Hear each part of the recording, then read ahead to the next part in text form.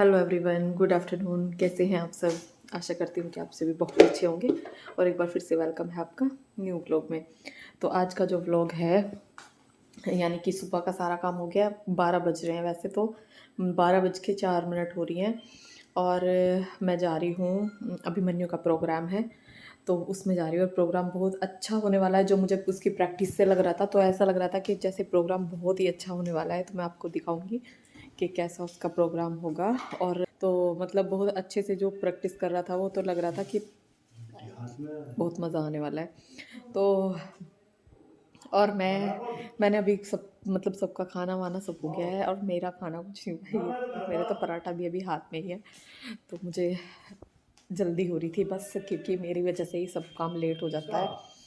तो अब चलते हैं वहाँ पे, दिखाती हूँ आपको। तो अब जा कौन कौन रहा है पहले मैं वो दिखा देती हूँ। इसके पापा जा रहे हैं और शुभम जा रहा है। 80-80। तो यहाँ पे हम प्रोग्राम में पहुँच चुके थे, और जब मैंने कुछ पेरेंट्स को देखा कि वो बच्चों को लेके जा रहे थे, तो मुझे लगा कि प्रोग्राम शायद ख़त्म हो गया है। लेकिन अंदर से, क्योंकि मैं 2 ढाई घंटे लेट हो चुकी थी, फिर अंदर से सर की आवाज़ आई। वो कुछ पापा के बारे में कुछ कविता में बता रहे थे, तो मैंने वो बहुत ध्यान से सुनी। तो वीडियो को लास्ट तक ज़रूर देखना, क्योंकि उस कविता को सुन के मेरी तो आंखों में सच में आंसू आ गए। एक पिता की सुपर हीरो, और सुपर हीरो तो कुछ भी कर सकता है। उससे थोड़ी पूछते हैं कि आज मुश्किलों के कितने पर्वत पार किए, हमारी एक शर्ट सिलवाने में अपने कितने कुर्ते तार तार किए।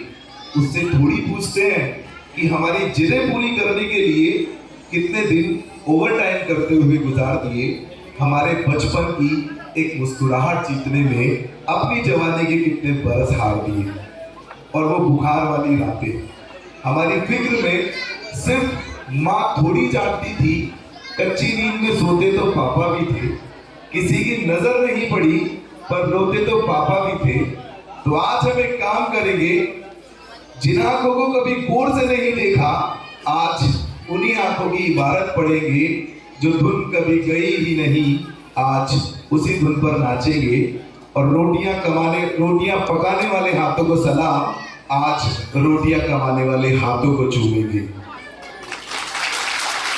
शहर में बड़ी बड़ी दुकानें थी, खिलौने, कपड़े, किताबों से भरी, और मेरे बाबूजी की एक छोटी सी नौकरी। वो बरसों अपने लिए नया कुर्ता नहीं सिलवा पाए, पुराना फट्टा और सिल जाता। पर कपड़े, खिलौने, किताबें, मैं जो भी मांगता मुझे मिल जाता। कुछ किस्से हैं जो इस दिल में हमेशा के लिए दर्ज हो गए, और मैं कभी नहीं भूल पाऊंगा कि मेरी खुशियां खरीदने में मेरे बाबूजी खर्च हो गए। बड़े भोले हैं बाबूजी, बड़े भोले हैं बाबूजी। पूरी दुनिया से कहते फिर रहे हैं कि सच मेरा ख्वाब हो गया, मेरा बेटा कामयाब हो गया। हंसी आती है मुझे उनकी सादगी पर। कौन सी बात कहां लाकर छोड़ी है, अरे ये कामयाबी आज की थोड़ी है। मैंने तो बहुत पहले ही कामयाबियों के सारे पायदान छू लिए थे, बुलंदियों के सारे निशान छू लिए थे। और जिस दिन मेरे बाबूजी ने मुझे गोद में लेकर ऊपर उछाला था, मैंने तो उसी दिन सातों आसमान छू लिए थे। एक लास्ट छोटी सी और लिखी है, आज this is not my words, ये मेरे स्टूडेंट्स के वर्ड्स हैं। आज मेरा ड्रीम है कि मैं कुछ ऐसा कर जाऊं कि बच्चे भगवान से पहले अपने फादर और अपनी मदर की वैल्यू करें। तो लास्ट में मैंने लिखा अपने बच्चों के लिए, मैं डरता नहीं, किसी मुश्किल, किसी चुनौती, किसी आफत से नहीं डरता। मैं जानता हूं कि अगर मेरे पैरों में दुख का कांटा गड़ गया, अगर मेरा वक्त बिगड़ गया, तो कोई है जो मेरे लिए भगवान से भी लड़ जाएगा। जब तक वो छुरियों भरे हाथ मेरे सर पर है, मेरी शान जिंदा है, मेरा रुबाब जिंदा है। कयामत भी आ जाए तो मेरा क्या बिगाड़ लेगी, अभी मेरा बाप जिंदा है। तो आपने सुना, जब हमारे बच्चों को ऐसी शिक्षा, ऐसे संस्कार अगर स्कूल से भी मिलेंगे, हम खुद तो देते ही हैं, लेकिन अगर स्कूल से भी मिलेंगे तो एक हमारा बच्चा एक अच्छा इंसान बनेगा। तो यहाँ पे देखिए ये हो रही है। हार चुके थे बस। अरे युधिष्ठिर, अभी तो दुनिया की सबसे मूल्यवान वस्तु बची हुई है तुम्हारे पास। पांचाली।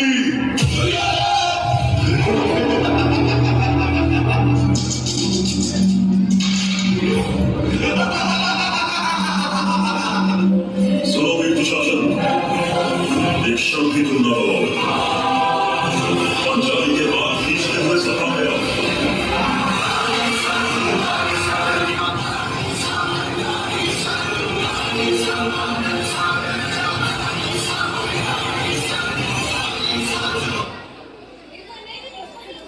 हे भीष्म पितामह कुछ बोलो। अब देखिए वर्ड। हे भीष्म पितामह कुछ बोलो, कुलवधू है तुम्हें पुकार रही। दुर्योधन जो व्यवहार किया ये तुम सबको क्या लगा सही? मेरा केश पकड़ कर लाया है करता दुशासन दुर्व्यवहार। आर्यों की सब माताओं ने क्या नहीं दिया कोई संस्कार? मैंने तो दांव नहीं खेला चौसर की शाही क्रीड़ा में। है दोष नहीं जब कहीं मेरा तो क्यों मैं ऐसी पीड़ा में?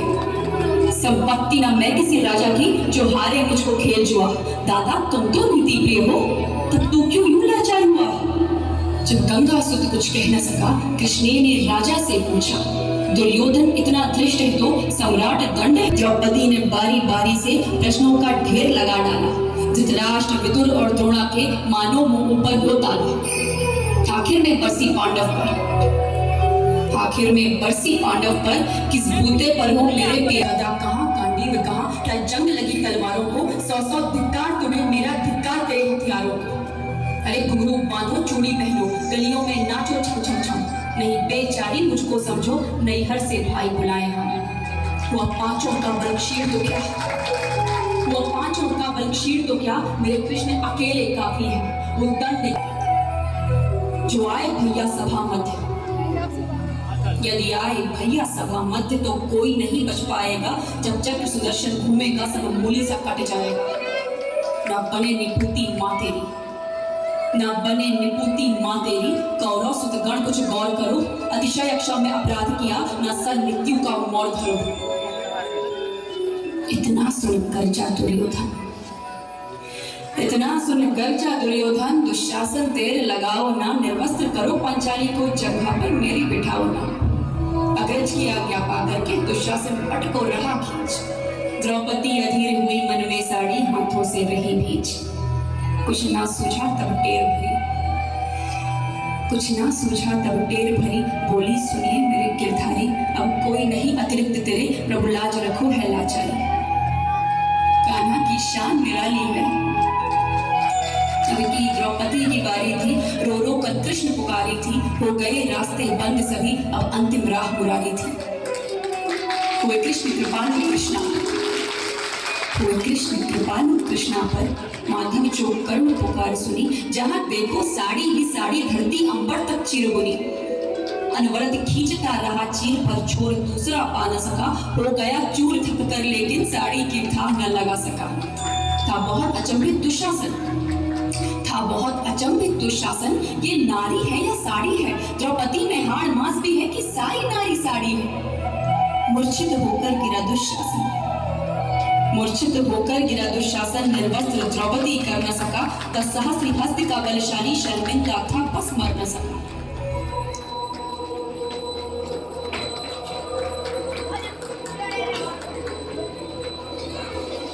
तो ये एक्टिंग देख के तो सबने तालियों की बौछार कर दी सच में।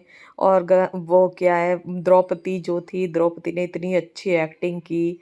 और अभिमन्यु इसमें नकुल बने हुए थे, पांडव जो थे उसमें नकुल बना हुआ था अभिमन्यु। तो अभिमन्यु वैसे भी सबसे छोटा ही था और ये फर्स्ट नंबर पे अभिमन्यु ही है।